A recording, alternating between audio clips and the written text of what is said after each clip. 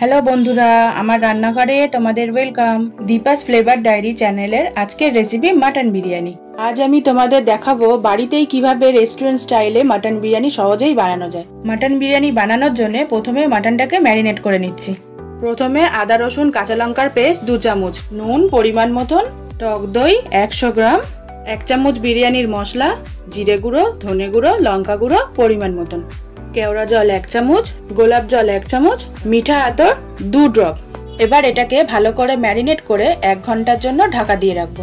এবারে পরিমাণ মতন বাসমতি চাল নিয়ে চালটাকে ভালো করে 2-3 বার ধুয়ে আধ ঘন্টার জন্য ভিজিয়ে রাখবো।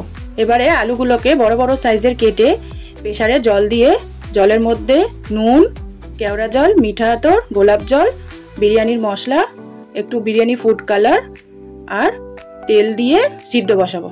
যতক্ষণ আলুটা 3টে সিটি পড়ছে ততক্ষণ ভাতের জন্য জল বসিয়ে দেবো। এবার জলের মধ্যে আমি অ্যাড করব পরিমাণ মতো নুন, সাদা তেল, গোটা গরম মশলা, স্টার অ্যানিস দিয়ে জলটাকে ভালো করে ফুটিয়ে নেবো যাতে মশলার ফ্লেভারটা জলের মধ্যে চলে আসে। এবার জলটা ভালো করে ফুটে গেলে চালটা অ্যাড করে দেবো, দিয়ে 80% অবধি চালটাকে আমি কুক করে নেবো। এবারে পেঁয়াজগুলোকে ভালো করে ঝিরিঝিরি করে কেটে নেবো।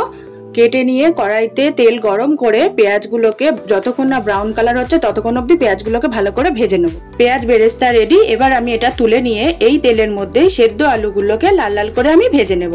এবার এই তেলের মধ্যেই পেঁয়াজ ভেজে পেঁয়াজের মধ্যে ম্যারিনেট করা মাংসটা দিয়ে মাংসটা ভালো করে কষিয়ে নেব। মাংস কষানো হয়ে গেছে। এবারে কুকারে দিয়ে এটাতে অল্প গরম জল অ্যাড করে 3টে সিটি মেরে নিচ্ছি। এবার গরম দুধের মধ্যে কেশর ভিজিয়ে রাখবো। যখন কেশরের কালারটা ছেড়ে যাবে তখন ওর মধ্যে 3 চামচ গোলাপ জল, 3 চামচ কেওড়া জল আর 10 ড্রপ মতন মিঠা আতর দিয়ে ওটা মিক্স করে ঢাকা দিয়ে রাখবো। মাটন 70% কুক হয়ে গেছে। এবার একটা প্লেটের মধ্যে ঝোল থেকে মাটনগুলোকে একে একে তুলে নেবো। নিয়ে এই ঝোলটাকেই আমি ছাঁকনিতে ভালো করে ছেঁকে নেবো যাতে স্টকটা আর মশলাগুলো গ্রেভিটা আলাদা হয়ে যায়। নিয়ে গ্রেভিটা ফেলে দেবো আর স্টকটা রেখে দেবো। এখন লেয়ারিং এর জন্য বড় সাইজের একটা হাঁড়ি নিয়ে ঘি দিয়ে ঘিটাকে ভালো করে হাঁড়িতে মাখিয়ে নিচ্ছি। এই ঘিয়ের ওপরে মাটনগুলো একে একে সাজিয়ে নেব। তার ওপরে পেঁয়াজ বেরেস্তা অল্প একটু ছড়িয়ে ভাজা আলুগুলো দিয়ে সাজিয়ে নেব। তার মধ্যে মাটনের যে স্টকটা ছিল সেটা আমি ওপর থেকে ঢেলে দেবো। অল্প পরিমাণ বিরিয়ানির মশলা, পরিমাণ মতো নুন দিয়ে এবারে হাফ ভাতটা আমি ওপর থেকে লেয়ারিং করে সাজিয়ে দেব।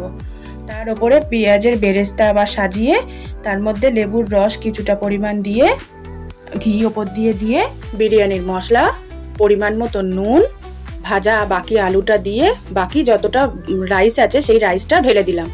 দিয়ে এর ওপরে পরিমাণ মতো নুন, পেঁয়াজ বেরেস্তা, গুঁড়ো মশলা, অল্প একটু লেবুর রস, পেঁয়াজ বেরেস্তা, কেশরওয়ালা দুধ, মাটনের রোগান আর ঘি দিয়ে এবার এটাকে ঢাকা দিয়ে স্টিমে বসাবো। নর্মাল টু মিডিয়াম ফ্লেমে 45 মিনিটের জন্য স্টিমে রেখে দেবো। আমার restaurant style mutton biryani ready. এবার দেখো কত সুন্দর স্টিম হয়েছে আর ঝরঝরেও হয়েছে। গরম গরম মাটন বিরিয়ানি উইথ স্যালাড আমার রেডি।